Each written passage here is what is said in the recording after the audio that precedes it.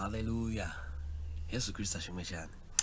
Ibice byabanje byaranejeje ko ngira ngo no mu bintu tujya tuganira kenshi hagenda hagarukamo ikintu kitwa uburyo amahitamo kubana n'Imana kuko ni ibintu byose bishingiye kubana n'Imana mu ngeri zose. Uburyo umwana abana n'Imana, donc umubyeyi, umuntu ufite umukoresha, umuntu ufite abakozi, ngira ngo mu Efeso ibice ndumva ari 6, ngira ngo ni naho hatangira havuga uburyo ingeri zose abantu ko bikwiye kwitwara, ababyeyi ko bakwiye kwitwara, abakoresha n'abakoreshwa n'abakorera abandi. So rero turi kwiga uko tubana n'Imana, niko nicyo Bibiliya n'ubundi bereyeho. Ni byiza ko twitoza gusoma Bibiliya duhereye ku Itangiriro tukagenda tukazageza mu byayishuwe. So rero twebwe mu buri munsi iyo tuganira muri Love of God, Righteousness Fellowship, umuryango w'urukundo rw'Imana ariko gukiranuka kwayo, tuganira Bibiliya tugenda dusoma umurongo umwe buri munsi. Tuba tugamije kugira ngo twumve icyo uwo murongo uvuze.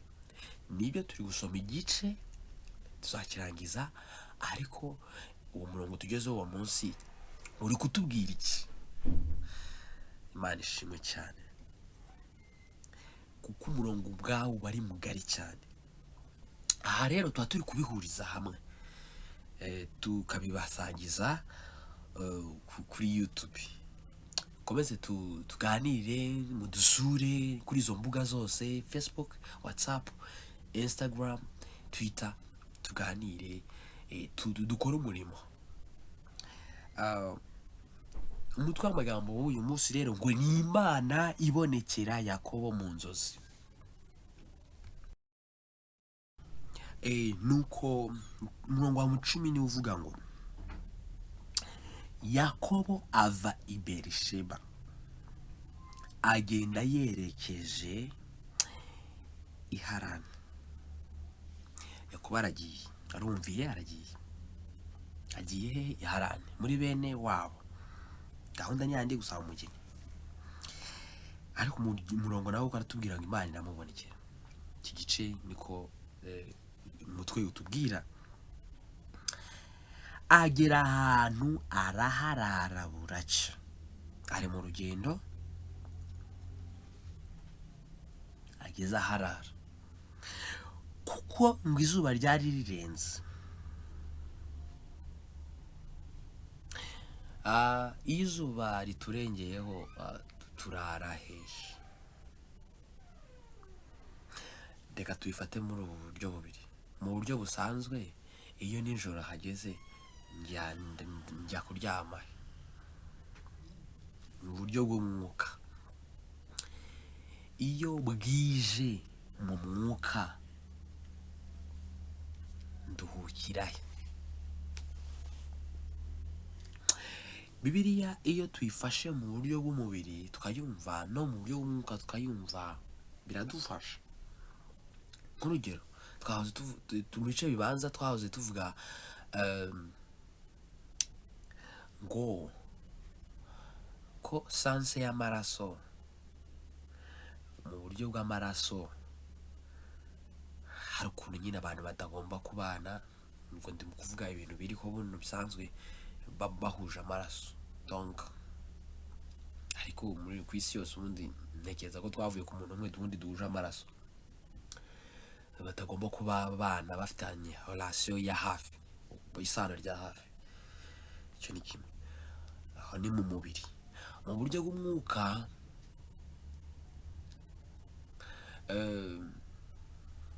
iyo tukaza muri Bibiliya, reka mfate nifashishe Bibiliya, tukaba twaratanze zirangero zitandukanye. Hari abo twagiye tubona abana ari babyara, abandi ukabona byarashoboka ko babana ari bashiki n'abasaza bari hafi, tukumva ese ahangaha final decision birakwiye ko Bibiliya kintu dufasha ni ukumenya uko ibintu bitekerezwa hano hanze mu buryo bw'umubiri, icyo Bibiliya bivuga mu buryo bw'umwuka, noneho Imana ikaguha umwanzuro wawe muri iki gihe, akaba ari twihera umwanzuro, iguha umwanzuro, kuko ibi ni ibihe bya kera byose, cyangwa se Bibiliya iravuga uko abantu muri rusange b'Imana babayeho, nuko bagendanye n'Imana. Natwe twabihuza n'ubuzima busanzwe bw'uyu munsi bimeze biti mu buzima busanzwe bisanzwe, bigasaba ko rero tuhita tujya mu mwuka ngo twumve icyo Imana ivugaho noneho muri iki gihe kitari iki gihe cyo muri Bibiliya irabivugaho iki. None rero iyo izuba rikurengeyeho mu buzima busanzwe kurarahe, hari abataha, hari abarara mu masengesho, hari n'abandi bafite ahandi barara iyo bwije. Mu mwuka iyo izuba rirenze, ko Bibiliya itubwira ngo nkwiriye gukora imirimo y'uwantumye hakiri ku manywa, niko Kristo yavuze, dore bugiye kwira. Ngira ngo hari ahandi yigeze kuvuga Yesu ko bwari bwije, aravuga ngo ubwo bendaga kumufata ngo bajye kumubamba, yaravuze ngo noneho igihe kirageze cyo gukora k'umwijima. Cyo ngo ni umunsi mubi wa wundi wari waje, niko nawita mu ruhande rumwe, ni igihe cy'umwijima Satani ari gukora. Igihe cy'umwijima, iyo igihe tuzi ko Satani nta kindi kimugenza ngo ni ukwiba, kwica no kurimbura. Igihe uri muri ibyo bihe, ibintu washaririwe, donc ibintu reka ne gukoresha gusharirwa, nyine hari ibitero byinshi. Ni hehe uruhukira? Ni hehe turuhukira? Ni hehe dukwiye kuruhukira? Umva rero ukuntu byagenze. Haleluya. Tugomba kubona ahantu dushakira ibisubizo. Nico bisaba ngo iyo ndi mu kizamini mba ntekereza se nihe ahantu hose hashoboka nabonera ibisubizo. Na rero niko bimeze. Nihe turi gushakira ibisubizo. Bibiliya ariko haraho mu bice tuba byatambutse, haraho yakomeje kutubwira ibisubizo bibonekera. Ni mubasha gukora kugira icyo mukora mutamfite. Ubutumwa bwiza bwa Yesu bwanditswe na Yohana 15. Ngo byagenze biti, izuba rirenze, ngo yenda ibuye mu mabuye yaho araryisegura, aryamaho arasinzira. Donc yasinziriye aho ageze.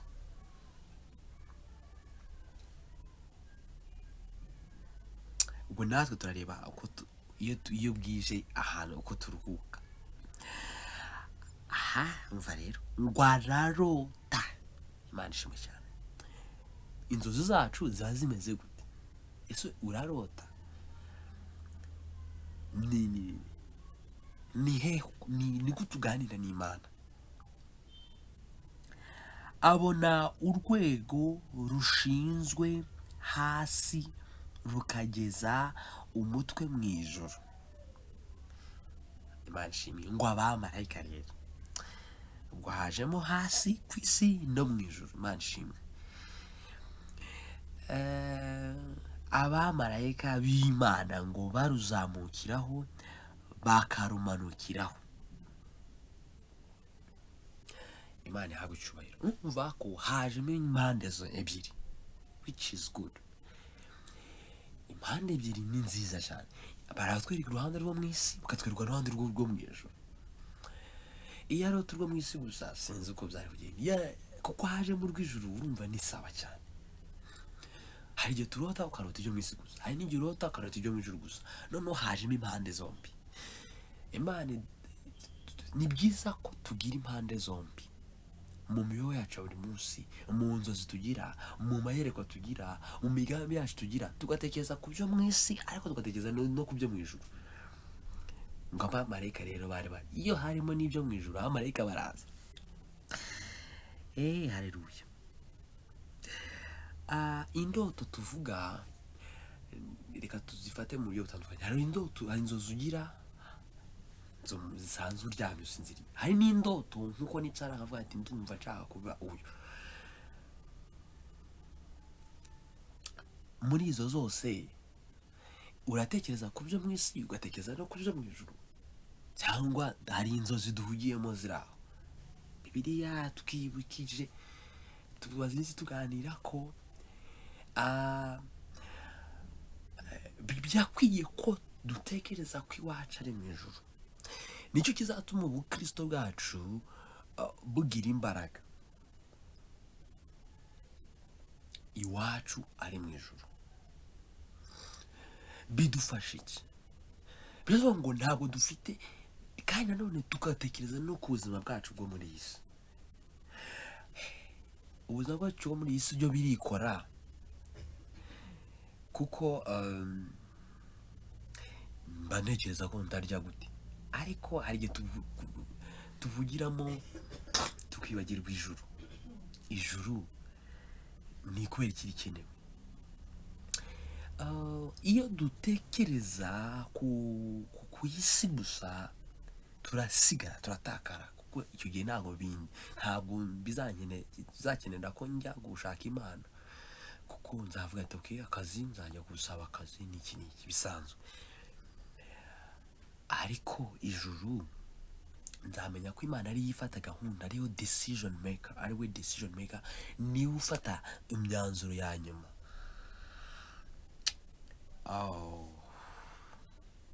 Inzozi zanjye zimeze gute? Indoto zanjye zimeze gute? Mureke projet zacu zizemo Kristo.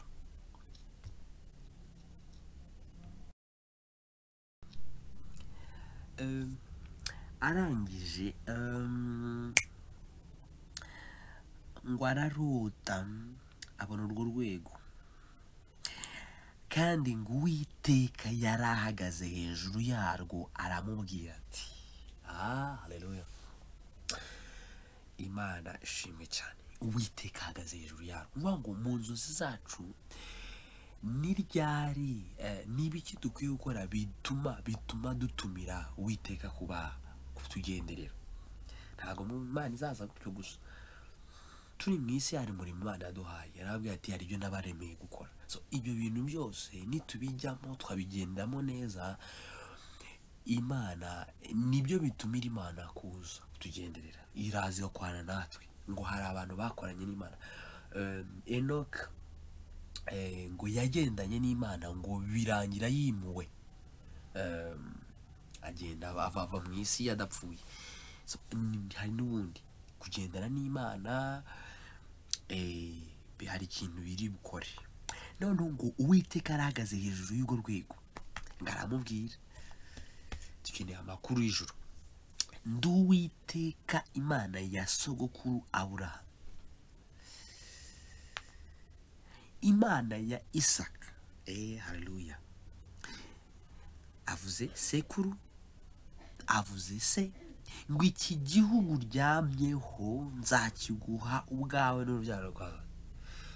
Hari ahantu nagiye kuryama, nari ndi gusenga mu musozi ahantu, nuko numva rwose Imana irahangamije rwose. Tugenda ahantu Imana ihatugariza mu izina rya Yesu. Noneho ngo nzakiguha ubwawe n'urubyaro rwawe. Wibuke ko ni nk'aho ari confirmation.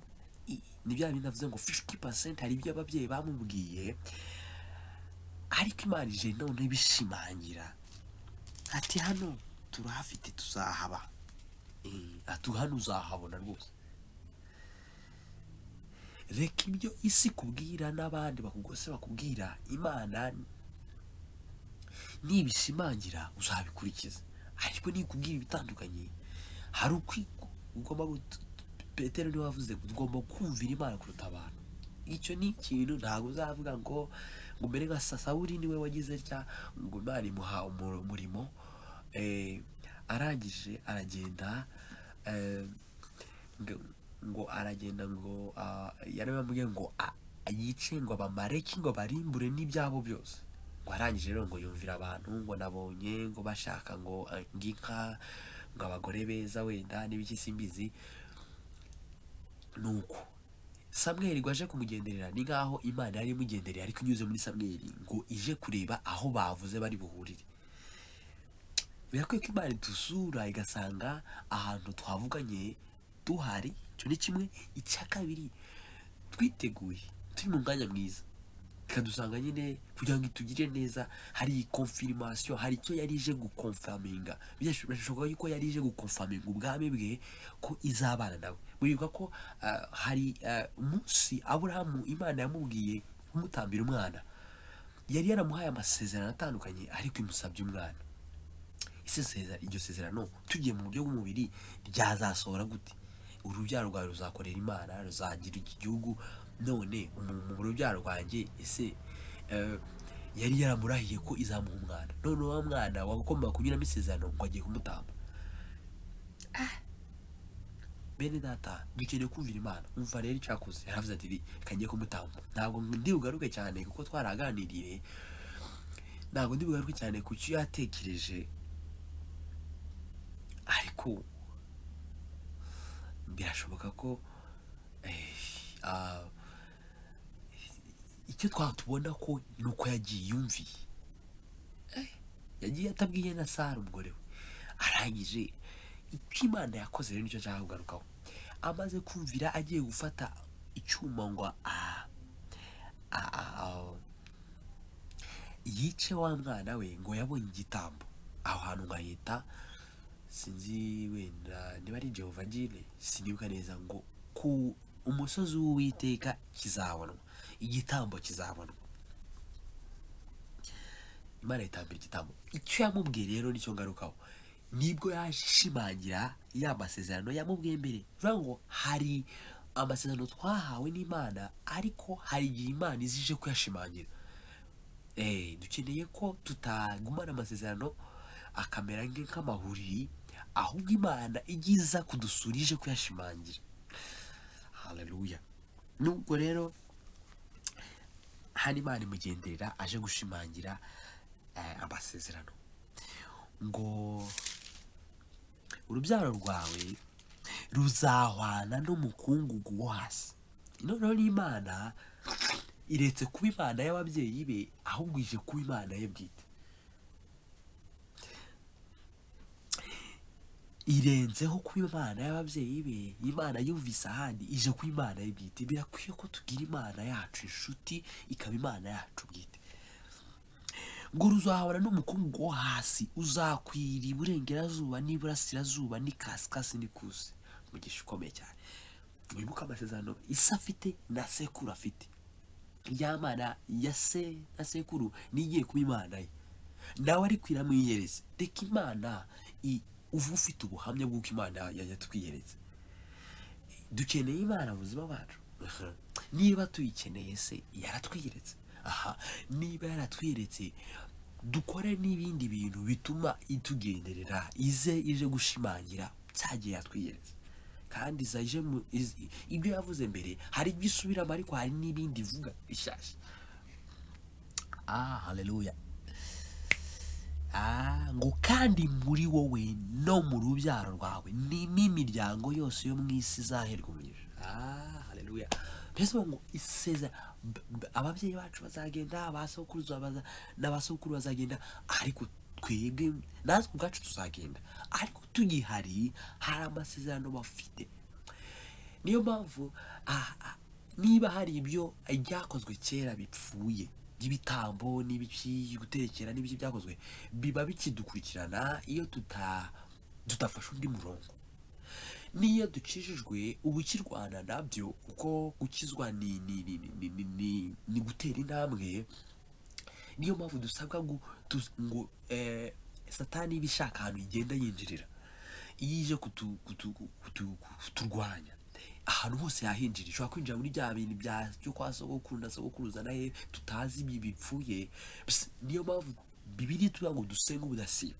Cyane kimwe ikindi, twambara intwaro z'Imana kugira ngo umusaruro, niba dushaka kuba successful, reka mbikoreshe iyo terme yacu ni general yo muri business. Niba dushaka kuba successful yaba muri business yaba hehe mu mishinga yacu, mu byo ntekereza, mu migambi yose, nta n'umwe uvuyemo, nambara intwaro z'Imana kugira ngo mbashe guhagarara ntatsinzwe. Birasaba ngo niba nzahagarara ntatsinzwe nzaba ndi successful, ntatsinzwe ku munsi mubi. Satani rero niza izashaka ahantu yinjirira, ishobora kwinjira muri ibyo bintu bya kera bya hena. So biranyeneye kuba mpagaze neza.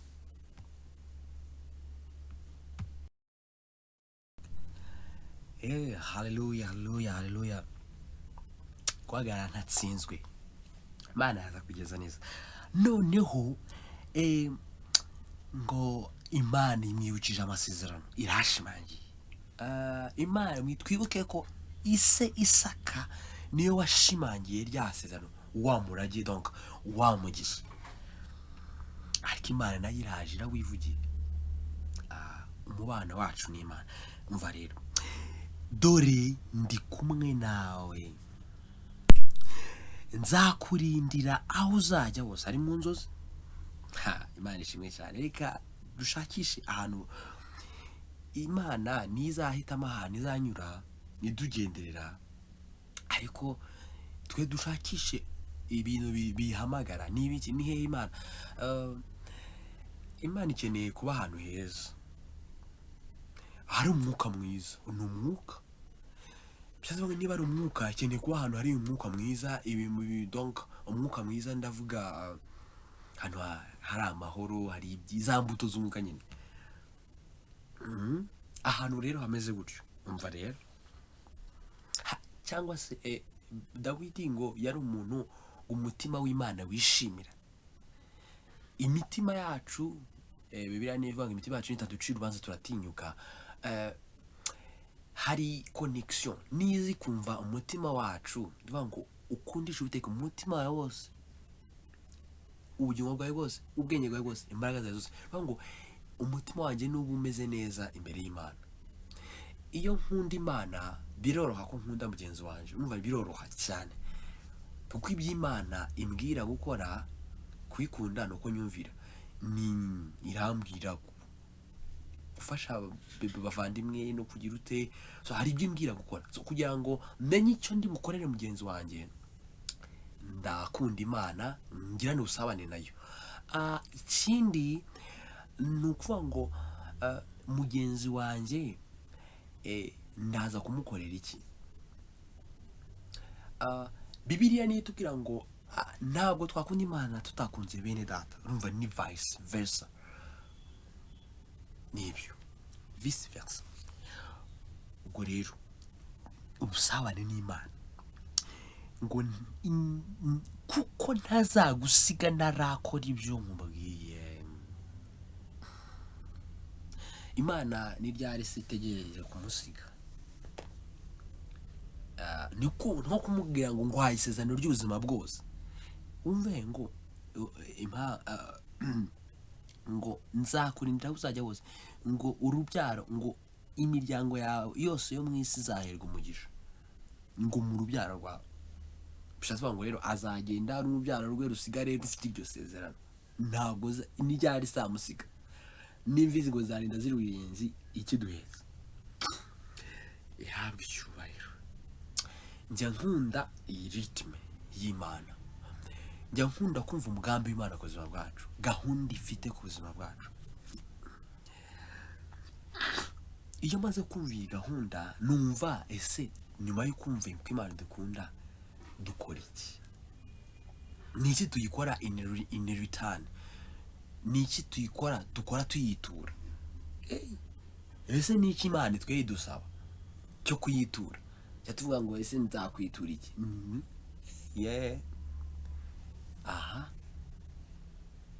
Nyuma y'uko Imana itukijije, iduhaye imbabazi, iduhaye agakiza, kuko wamugane tuyitura iki? Hari icyo Bibiliya ibivugaho twahoze tubivuga, kwera imbuto. Ntituzazera itatuyoboye, izatuyobora he? Mu ijambo ryayo. Nzasenga gute? Nzasengera mu ijambo ryayo, mu kuri no mu mwuka. Ntabwo nzasenga ibyo ntazi, nzumvira ijwi rye, izanyobora he, izambwira, nzayitega amatwi hano. Wow. Aha, kuyoborwa n'Imana. Abantu bose bakoreye Imana bahura ku kintu kimwe cyo kuyoborwa nayo no kuyumvira, kwizera ikibabwiye bakayumvira. Ni bajya baba successful. Noneho Bibiliya ndayikunda, igice cya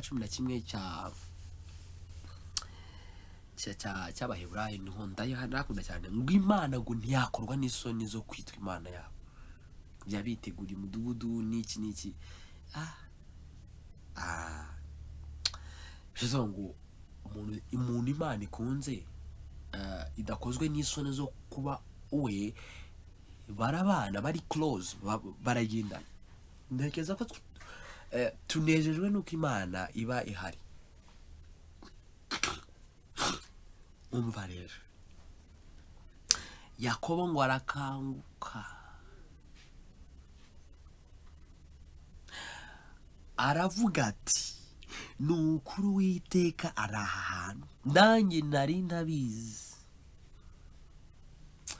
Yasobanura ngo Imana ntabwo tuzigiye izatugenderera, Bibiliya tuvuga ngo izanadutungura, ariko icyo tuzi cyo nuko buri munsi tuba twiteguye. Njyewe nko kuri njye mba niteguye ko ikwiye kungenderera, igomba kungenderera, kuko nyifuza buri munsi. Mba niteguye ko isaha n'isaha iza, ntabwo tuzi isaha, ntabwo tuzi ngo ni nijoro ni ku manywa.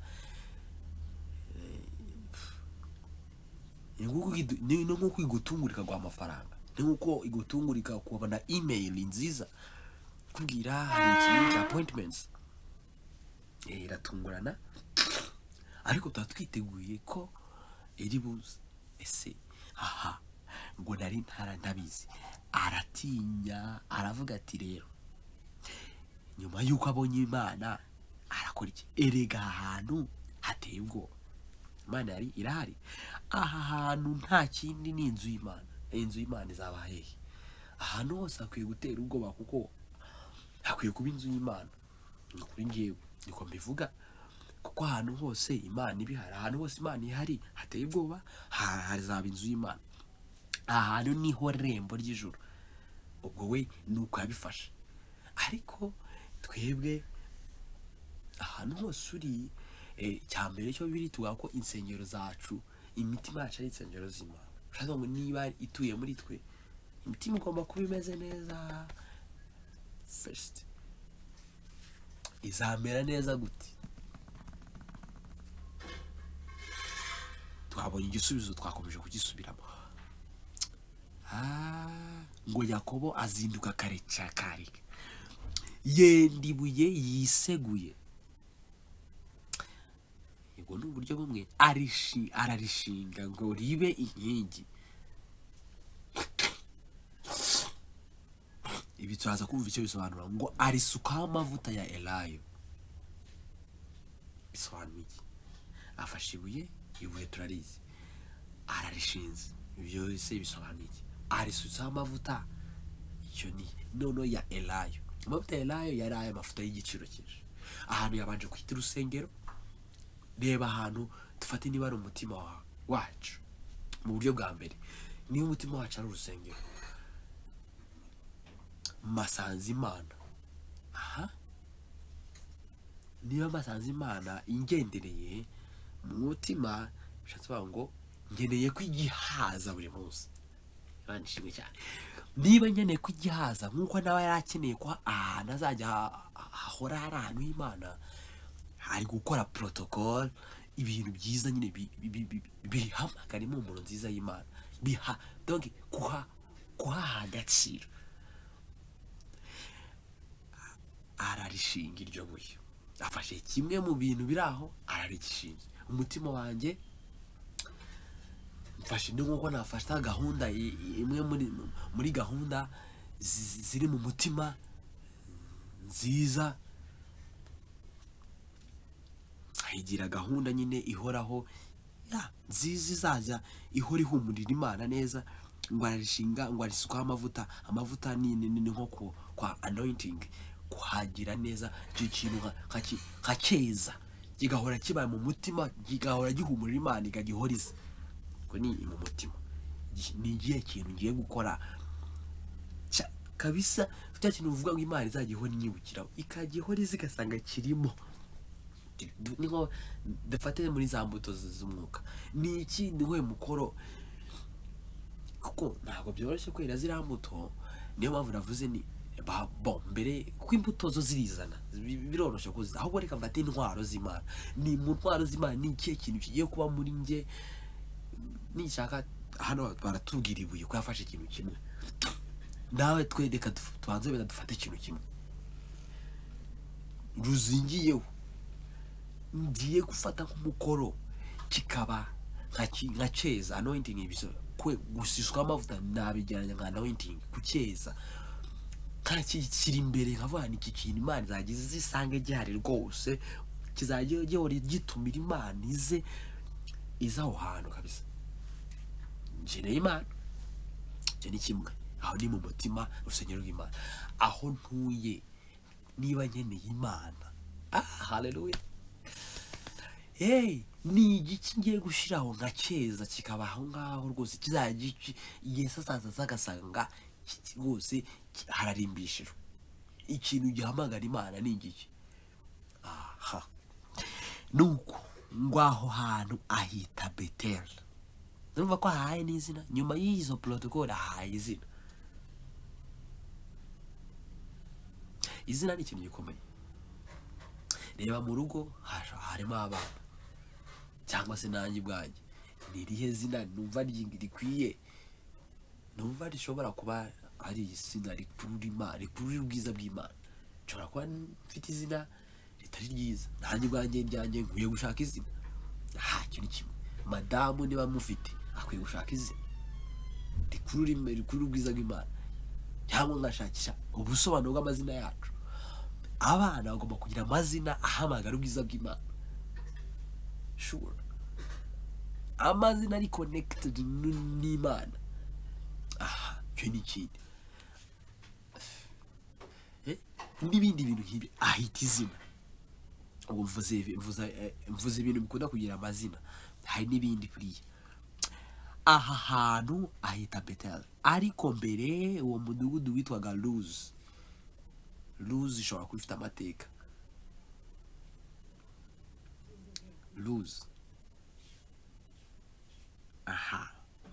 hasi niho badusobanurira ngo elayo ni imbuto z'igiti zivamo amavuta meza yo gucana no kunywa no kuvura indwara n'inguma.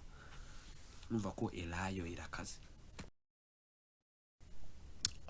Biragaragara ko kino gice ari icyanyuma part 3 dusorezaho tuganira kuri iki gice cya Itangiriro cya 28.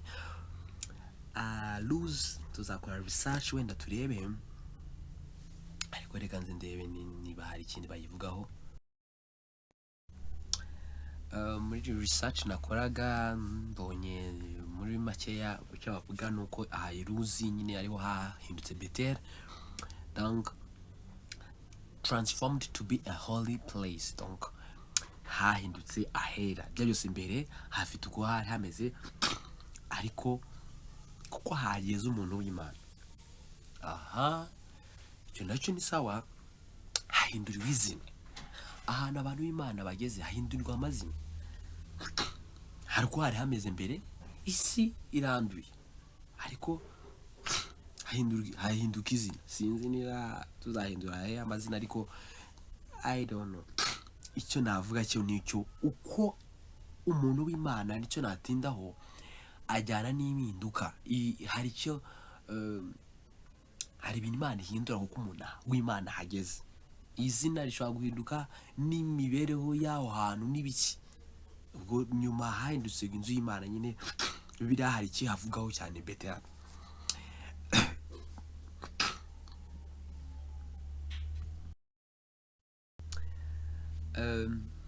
Nuko ngo Yakobo rero amaze guhura n'Imana akora iki? Twabonye ko ahantu yagaragaje icyubahiro arahubaha. Ni henshi aba bantu tubigiraho ba Aburahamu bagiye bahura n'Imana ahantu gutyo bahiza bagahita batamba ibitambo nawe ni gutya yabigenje. ni iki dukora tumaze guhura n'Imana. Imana imaze kungenderera nkabimenya ko yangendereye, nkora iki? Ese ni byiza ko mpora niteguye ndi ubutaka bwiza bw'uko Imana ningenderera ibintu bidaca mu maso ngo bigende, ngo mbibone nk'umugani nk'abandi banyamahanga ngo ibya Kristo iby'Imana ngo babyumva mu migani, ahubwo binsigira iki? Nkwiye kuba niteguye kugenderwa n'Imana. Buno hari kuntu Imana itugenderera rwose ntitumenye ko yaje. Birakwiye ko Kristo naza ahindura ibintu. Duhora dusenga Imana ihindura ibintu, ariko se azasanga meze ne? Ni byiza ko mba mpagaze neza. Ngwahiga umuhigo ati Imana nibana nanjye. Urumva ko hari ukuntu ahize umuhigo. Umuhigo umaze iki? Biriya nitubwa ngo guhiga umuhigo ntuwuhigure birutwa no kutawuhiga. Ni bibi cyane. Iyo rero bigeze ku rwego rwo guhiga umuhigo, ni isezerano rikomeye ushaka kujyana n'Imana. Ni nk'umukoro wihaye. Uwo mukoro ugomba gusozwa byanze bikunze. Birutwa no kutawuhiga bisobanuye ko uzana umuvumo iyo utawuhiguye.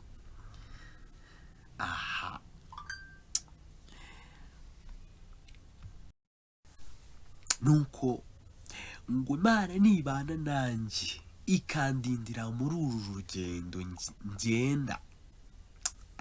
Imana ese yiteguye kubana natwe mu rugendo turimo? Ni uruhe rugendo ndimo? Ahubwo ni uruhe? Wari mu rugendo arahunze agiye gushaka n'umugeni. Haleluya. Naho muri rusange agiye gushaka ubuzima, ariko hari n'ibyo ahunze. Muri urugendo rwacu hari ibyo duhunga.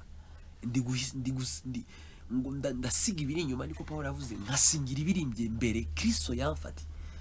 Ni ibiki turi gusingira? Ni ibyo Kristo adufatiye cyangwa ni uruhe rugendo ndimo? Urwo rugendo ndimo ni rwiza ku buryo Imana iri bugendane nanjye. Haleluya.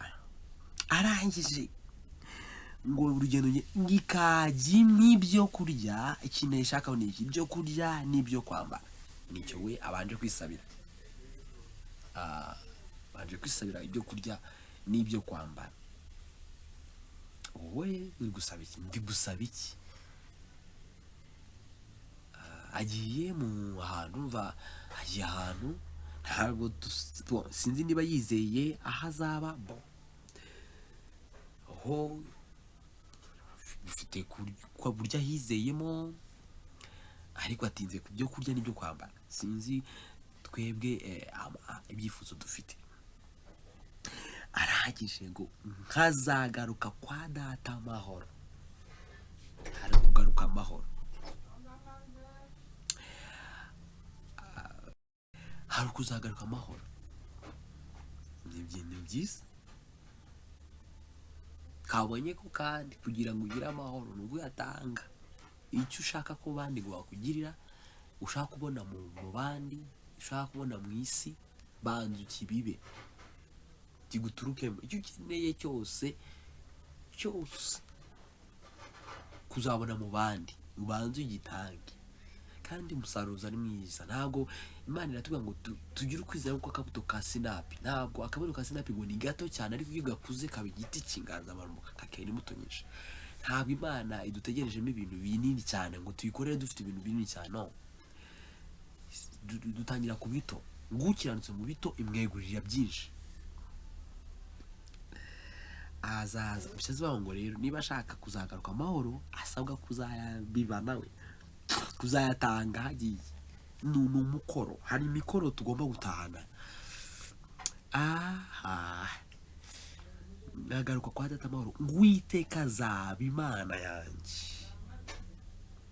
Haleluya. Uwiteka azaba Imana yanjye. Nawe ari gusezera no kwa muhigo ahize nuko Imana izahora ari Imana ye. Hari ibyo asabye Imana ati nibinkorera nzaba Imana, izaba Imana yanjye. Twebwe ni ibyifuzo turi gusaba. Tuzakorera iki Imana in return? niki tuzitura Imana, niki dusezeranya Imana, umuhigo duhize n'uwe ko tugomba kuwuhigura.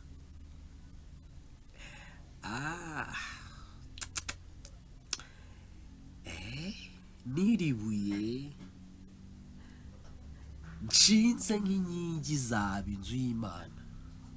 Numva n'isezerano kugira ngo umuntu agere ku rwego asezeranye Imana akwiye kuba yabitekerejeho. Maranye amasezerano dutanga imbere y'Imana ntakwiye kuba nayitekerejeho, ntabwo ari ibintu bipfa kuza gusohoka. Twibwe ko yari ari mu gihe kigoye, yari ahunze umuvandimwe, avuye iwabo agiye ahandi, avuye iwabo yarabayeho iki agiye ahandi. Ntabwo ari muri situation nziza. Yose hari ukuntu tujya muri situation mbi mbyite gutyo, ariko tugahiga imihigo gutyo gusa. No, birakwiye ko mbere y'uko ngira ikintu nkora, Bibiliya tubwira ngo icyo umuntu abibye nicyo asarura. Birakwiye ko mu byo nkora, icyo ngiye kuvuga, icyo ngiye gukora, mbanza kugisha Imana inama, se iki kintu kirazana umusaruro mwiza, nimbiba iki kintu ko nzabigisarura. Niko bigenda. Nimbiba ikintu kibi nzasarura ikintu kibi. Ni ihame riri hari rwose, kuko Imana ni just. Nimbiba ikintu cyiza kizaza ari cyiza. So ni byiza ko twiga gukora neza kugira ngo tuzasarure ibyiza. Kuko nshaka byiza ngomba kubiba ibyiza. Iryo jambo ryarankoze maranye, narumva riracyankoramo akazi, rakazi. Turi gusoza rero iki gice, ngo iriwe nshinze nk'inkingi zaba inzu y'Imana, umuhigo kandi kubyo uzajya umpa byose, uzajya umpa byose, ibyinshi ibike byose, sinzabura kuguha kimwe mu icumi. Afite ahantu wenda yabyigiye yabikuye kugira ngo ahige kuzatanga kimwe mu icumi. Natwe dufite ibintu byinshi tuzi twakorera Imana izikunda. Niba tutabizi tuzasoma Bibiliya, tuzamenya iby'Imana ikunda byose, tugende twiga ukuntu abantu b'Imana bagiye babanayo kandi bakaba successful. Twiga ibyo bakoze, turebe ibyo dushoboyemo, tugende tubyongera ibyiza, tubyongereye ibindi. Kuko niba nshaka umusaruro mwinshi, ngende nongera ibyo nkora, mbibe cyane. Ngo biba umubwiriza niwe uvuga ngo biba cyane, bibe imbuto nyinshi, nyanyagiza imbuto zawe, kuko ntabwo uzi iyizera iyo ariyo. Imana iduhanugisha, Imana ishimwe ko yabanye natwe muri iki cyigisho. Twizemo ibintu byinshi, tuzakomeza tuganire. Karibu. Twatangiye kuganira ku Itangiriro ibice 29 kuri za mboga zacu. Ngwino tuganire twumve icyo Imana iri kuvuga kuri iki gitabo kindi tugiye kuganiraho, no kuri iki gitambutse tuganire muri comments, tuvuge no kuri izo mbuga zitandukanye, twumve icyo Imana yatuhishuriye kuri byo, duhugurane, tubone, dufate umurongo.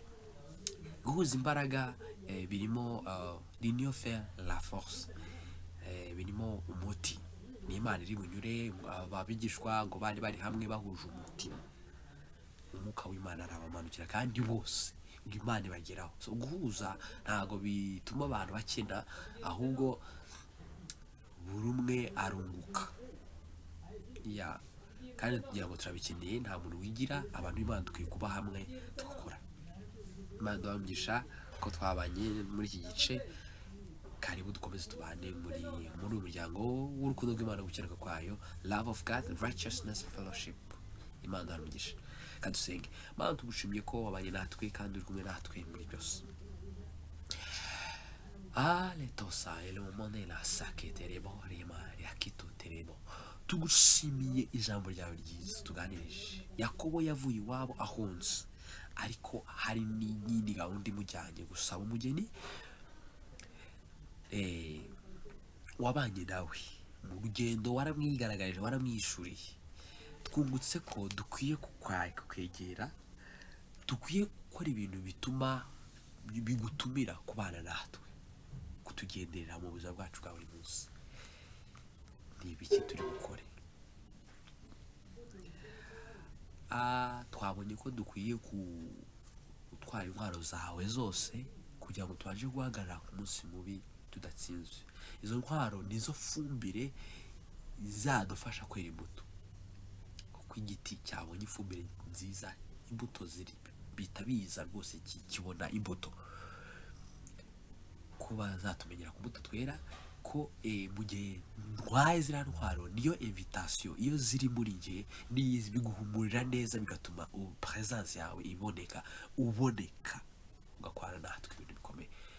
Dukeneye kutugenderera, twaragije ibyifuzo byacu bitandukanye biri muri twe, twakira imbabazi zawe utagenze neza bwose mu maso yawe, twakira imbaraga zawe kugira ngo ukwane natwe, twakira umugisha wawe wo kuba mu nzu yawe no kuba mu murimo wawe no gukora neza, icyo ni cyo cyawe muri byose.